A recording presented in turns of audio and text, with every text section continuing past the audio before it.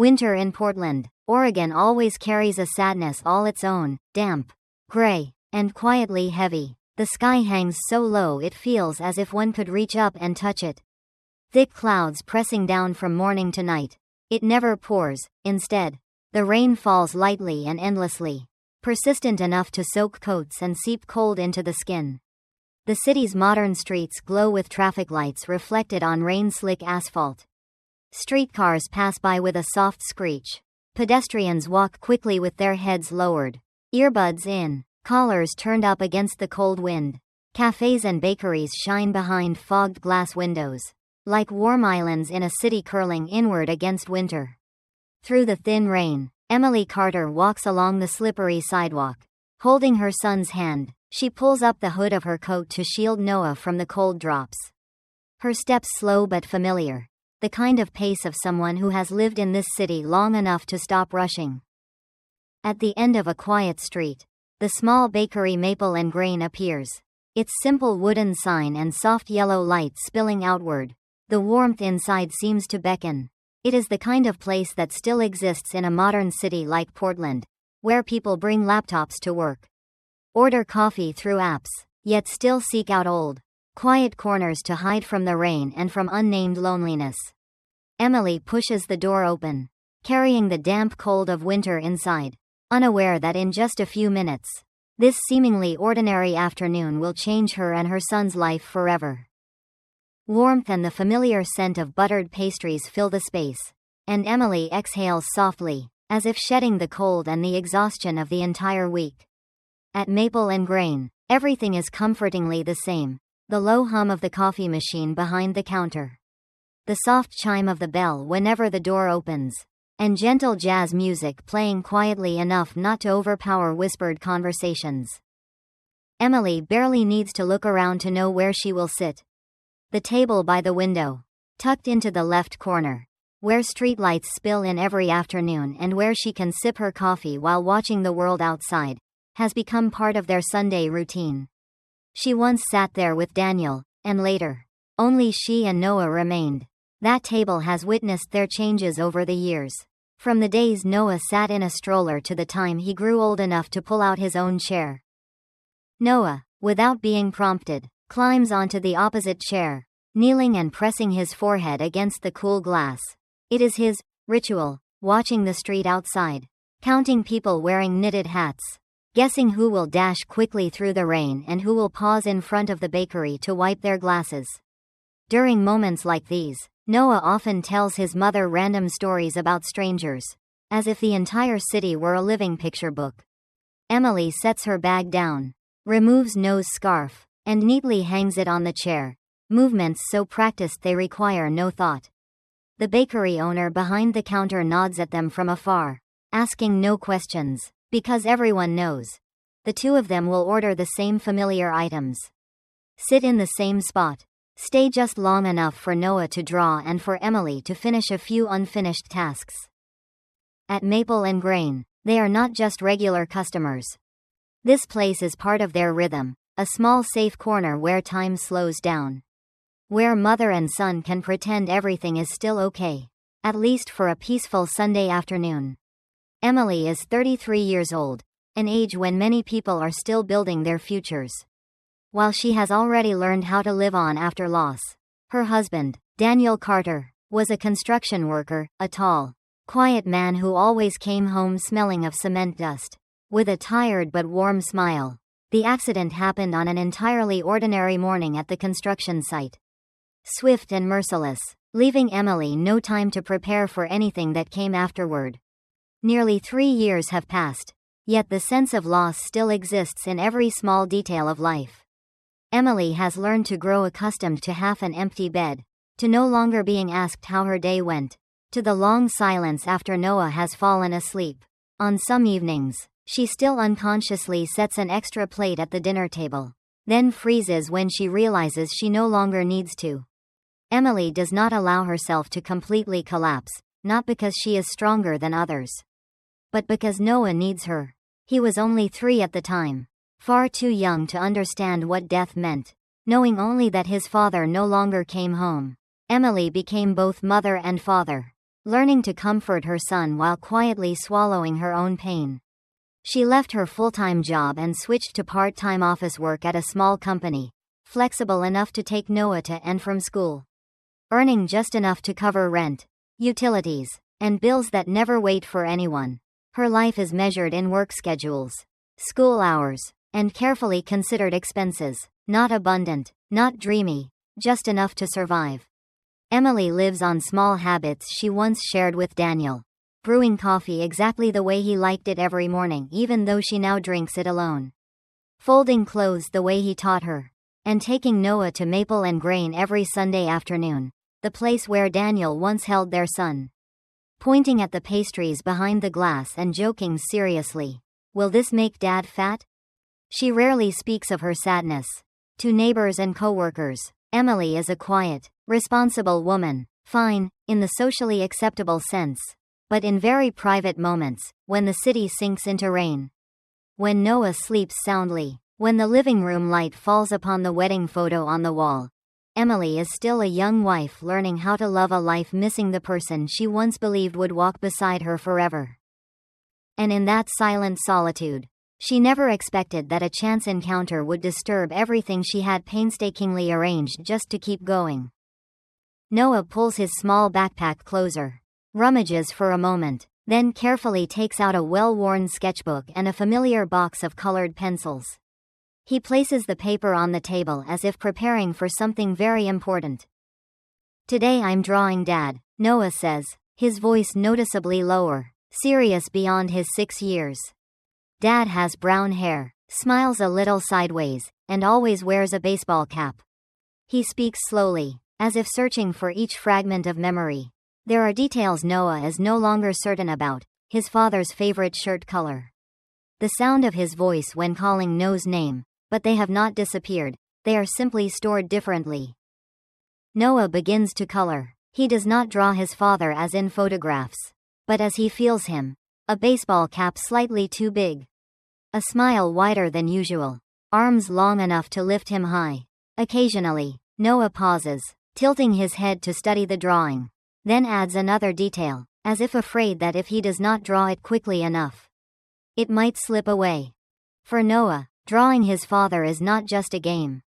It is how he keeps his father present in his life, in the only way a child knows how.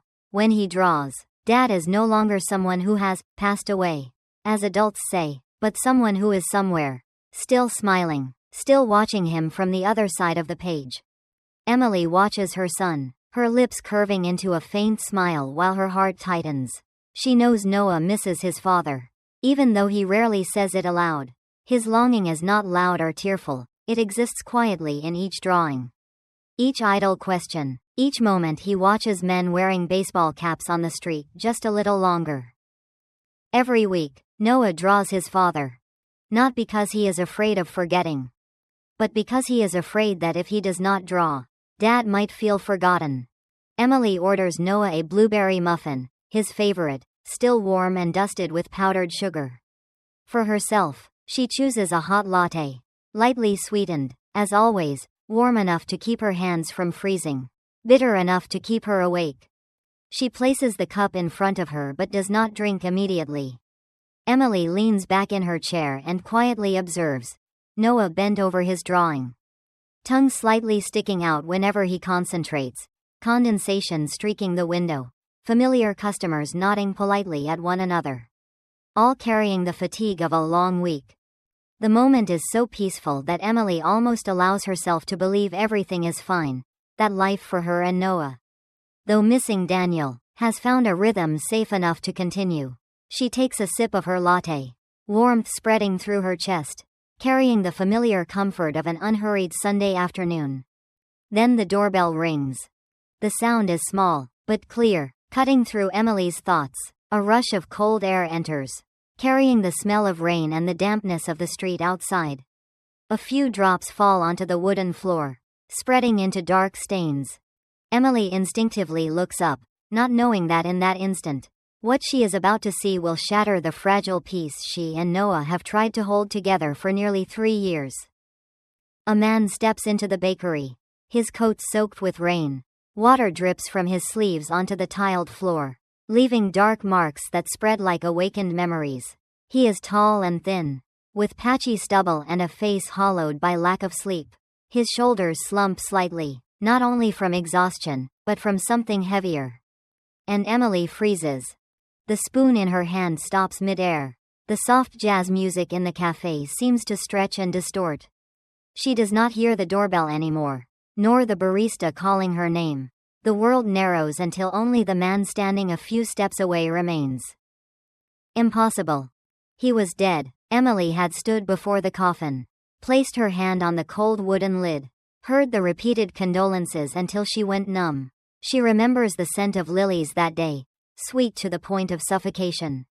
And yet now, he is here, soaked from the rain, breathing thin clouds of air into the warm cafe. The man scans the room as if searching for temporary shelter. Then his gaze meets Emily's. In that moment, he stops. It is not the look of a stranger, not curiosity or politeness. It is the brutal collision of recognition, as if he has stepped into a life he no longer has the right to return to.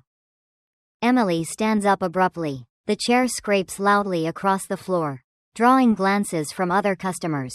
Her heart pounds wildly, each beat slamming against her chest. "No," she whispers, almost pleading with herself. "It can't be you." He opens his mouth, then closes it again. His jaw tightens, his hands trembling as he removes his rain-soaked hat. A drop of water falls from his hair onto his collar. Real. Undeniable. "Emily," he says. His voice is hoarse, as if he has not been allowed to speak her name for a very long time. Just one word, but enough to make everything collapse. She steps back, her back hitting the table. In her mind, buried memories burst free. The familiar smile, the faint scar on his chin, the way he tilts his head when worried. Nothing is wrong. It is too accurate, terrifyingly so. You died," she says, her voice breaking. "I buried you." He lowers his head. Rain continues to drip onto the floor, merging with the heavy silence between them. "I know," he replies softly, "and I wish that were true." The cafe remains noisy, laughter, coffee machines, rain against glass. But for Emily, time has stopped. Before her stands not only a man returned from the dead, but a terrible secret waiting to be uncovered. And her greatest fear is no longer why he is alive, but what he had to sacrifice to return here. The man looks frighteningly like Daniel, not just in his face, but in the way he leans forward when walking, as if always carrying an invisible burden. The way he brushes rain from his collar, a small, intimate gesture, makes Emily's heart ache. Daniel used to do the same, especially when he thought no one noticed. And then there is that tired look in his eyes, not the exhaustion of lost sleep, but the weariness of someone long accustomed to bearing things alone. Noah looks up. He stops biting into his half-eaten muffin. His large eyes, clear, yet carrying the cautiousness of a child who has learned to observe the world from a distance, fix on the man. Noah stares longer than simple curiosity would allow. He does not blink. He does not look away. "Mom," he whispers, as if afraid to shatter the fragile moment. Emily bends down, about to tell him to speak softly, but the words catch in her throat. "That man looks like my dad in my drawings." Not like his dad. Like his dad in the drawings. The way Noah phrases it pierces Emily's heart. For him, Daniel exists in wooden frames on the wall, in faded photographs, in bedtime stories. His father is a frozen image, one that does not move, does not age, does not return. And now, that image is walking, breathing, standing in a bakery filled with the scent of pastries and rain. Noah tilts his head, studying the man more carefully, piecing together scattered fragments of memory. He notices the faint scar on the man's chin, the one Emily once pointed out in a photograph, explaining that Dad got it from a bicycle accident long ago. He sees how the man slightly hunches his shoulders when cold air slips in through the door, just like Daniel in a winter photo. "Mom," Noah continues quietly but firmly. "Dad looks like that, when he's sad." Emily turns away, afraid her son will see the tears in her eyes. Noah does not run over. He does not shout. He does not ask the questions adults expect children to ask. He simply watches. with the quiet patience of a child who has learned how to wait, how to accept that some things are not meant to be touched. After a moment, he gently tugs at his mother's sleeve. "If that's really Dad," Noah says softly, "he probably won't recognize me." The words fall as lightly as a leaf, yet weigh so heavily that Emily has to close her eyes. Because in that gentle honesty, Noah is not hoping for a miracle. He is worried, for a father he has never truly been held by. And that makes this moment more painful than any coincidence. Before Emily can stop him, Noah slides off his chair, clutching his drawing with both hands, and walks toward the man. His steps are small, hesitant, but his gaze is resolute, as if he has thought about this for a long time, waiting only for permission to trust his feelings. "Sir," Noah says politely, his young voice clear. "You look a lot like my dad." The man freezes. He bends down instinctively, his eyes meeting the child's face. For a moment, he sees only a stranger, then his heart pounds violently. Without knowing why, Noah holds out the drawing. It is clumsy, childish, yet full of effort. A tall man, a woman with long hair, and a little boy standing between them, all holding hands. Above them is an oversized sun and crooked letters, "My family." Then, as if afraid the drawing is not enough, Noah rummages through his small coat pocket and pulls out an old photograph. Its corners slightly bent, he lifts it carefully with 2 fingers. "This is my real dad," Noah says softly. "He's in this picture." The man takes the photograph. With just one glance, the blood drains from his face as if pulled away. His hand tightens around the photo, knuckles turning white. His breath catches, then breaks into a trembling whisper. "That's impossible." He shakes his head, as if movement alone might make the image disappear. "No, that's not possible." Emily has stepped close behind Noah. She sees the panic on the man's face, not simple surprise, but a deep shock, as if he has been dragged back into a memory he desperately tried to bury. "What's wrong, sir?" Noah asks, looking up. "Did you know my dad?" The man swallows hard, his eyes never leaving the photograph, a picture of a small family in a park. The man in the photo bending down, smiling at a 1-year-old child. That smile, he knows it too well. "This child," he says hoarsely. "Is he Daniel's son?" Emily steps forward, her heart racing. "You know Daniel?" she asks tensely. "Who are you?" The man looks up, his gaze meets Emily's, and this time, the confusion in his eyes mirrors her own. "I'm sorry," he says slowly, choosing his words carefully. "I didn't mean to frighten anyone." He takes a deep breath, then looks down at Noah, crouching lower to meet the child's eye level. "My name is Michael," he says gently. "Michael Carter." Emily's mind goes blank. "Carter," she repeats. Michael nods. A crooked smile flickers across his face, equal parts pain and disbelief. "Daniel was my younger brother," he says. "My own brother." Noah blinks. He does not understand everything, but he hears what matters most. "So," Noah hesitates. "You're family to my dad?" Michael looks at him for a long time. His eyes soften, trembling as if they might shatter. "Yes," he answers quietly. "I'm your dad's brother."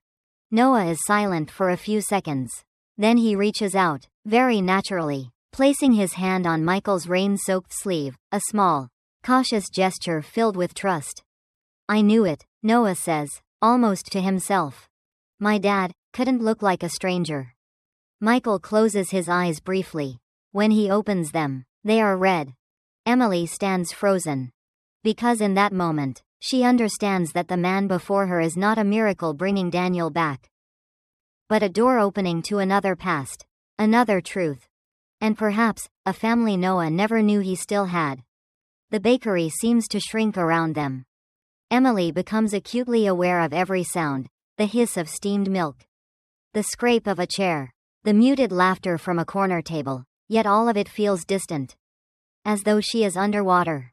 Her eyes remain fixed on Michael Carter, Daniel's brother, a man she has never met yet somehow recognizes with a frightening familiarity. Michael straightens slowly, still holding the photograph Noah gave him. His hands tremble, not from the cold, but from the weight of memories pressing back into him. I didn't know, he says quietly. I swear, I didn't know Daniel had a child. Emily's breath catches. You didn't know? Her voice is sharp now, brittle at the edges. He was married. He had a family. How could you not know? Michael swallows. His gaze flickers to Noah, then back to Emily. Daniel and we weren't close anymore. He admits, not after everything that happened. Noah senses the tension and steps closer to Emily, gripping her coat. Emily places a protective hand on his shoulder, grounding herself in the warmth of her son. What happened? She asks. Michael exhales slowly, as if opening a door he has kept locked for years. After our parents died, Daniel stayed, he says. He stayed in Oregon, took responsibility, tried to build something normal. I couldn't, I ran. Emily listens, though every word feels like it scrapes against old wounds she didn't know existed. I moved around, Michael continues.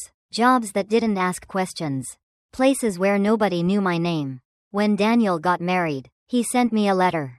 Told me he'd found someone who made life feel steady. Michael's eyes lift to Emily. That was you. Emily's chest tightens. I never replied, Michael says. By the time I wanted to, it felt too late. Noah looks up. Why didn't you come to my dad's funeral? He asks.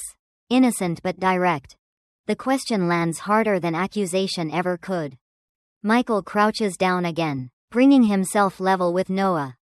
Because, he says gently, I thought your dad hated me. Noah considers this, brows knitting together. My dad doesn't hate people, he says simply. Emily almost breaks. Michael lets out a breath that sounds dangerously close to a sob. I thought he'd be better without me, he whispers, and when I heard he died, I convinced myself that staying away was the last thing I could do right. Emily closes her eyes briefly. Daniel never spoke badly of his brother. He spoke less, carefully, but never with anger. And the accident? She asks. Where were you when he died? Michael stiffens. I was overseas, he says, working under a different name. When I heard, I tried to come back, but there were complications. Legal ones. What kind of complications? Emily presses. Michael hesitates, then reaches into his coat. From an inner pocket, he pulls out a folded document, worn, creased, handled too many times. I wasn't supposed to exist, he says quietly, not officially. Emily takes the paper. Her eyes scan the text, and her stomach drops. It is a falsified identity record. You were hiding, she breathes. Michael nods. I thought disappearing would protect everyone, he says. Instead, it just left Daniel alone. Noah's fingers tighten around Emily's coat. So, you didn't come back because you were scared? Noah asks. Michael nods again, shame plain on his face. Yes. Noah thinks about this for a long moment. My dad was scared sometimes too, he says, but he still came home. Michael closes his eyes. The truth hangs heavy between them, not dramatic, not explosive, but devastating in its quietness. There is no villain here, only choices made too early, too fast, and paid for too late. Emily looks at Michael, truly looks at him, and sees not a man returned from the dead, but a man who has been living half a life. What do you want now? She asks. Michael hesitates. I don't know, he admits. I came in here because it was raining. I didn't expect this. He gestures helplessly toward Noah. But now that I know he exists, I don't want to disappear again. Emily stiffens. You can't just walk in and out of his life, she says firmly. He's already lost his father. Michael nods. I know, he says. That's why I'll do this properly. Or not at all. Noah looks between them. You can stay for coffee, he offers suddenly. My muffin is big. The simplicity of the invitation disarms them both. Michael lets out a quiet laugh, short, surprised. I'd like that, he says. They sit. The table feels crowded now, not physically, but emotionally. Michael orders a black coffee. His hands wrap around the cup as if it's the only solid thing he can hold on to. Noah slides his drawing closer to Michael. That's Dad, he explains. I draw him every week so he doesn't get lonely. Michael stares at the drawing. He was never lonely, he says softly, not while you remembered him. Noah smiles. Emily watches the exchange, conflicted. Every instinct tells her to protect her son from more pain. Yet something deeper, something she cannot name, tells her that denying this connection would be another kind of loss. When will you leave? She asks Michael. Tomorrow, he says honestly, but I can change that if you let me. Emily studies him. You don't get to replace Daniel, she says.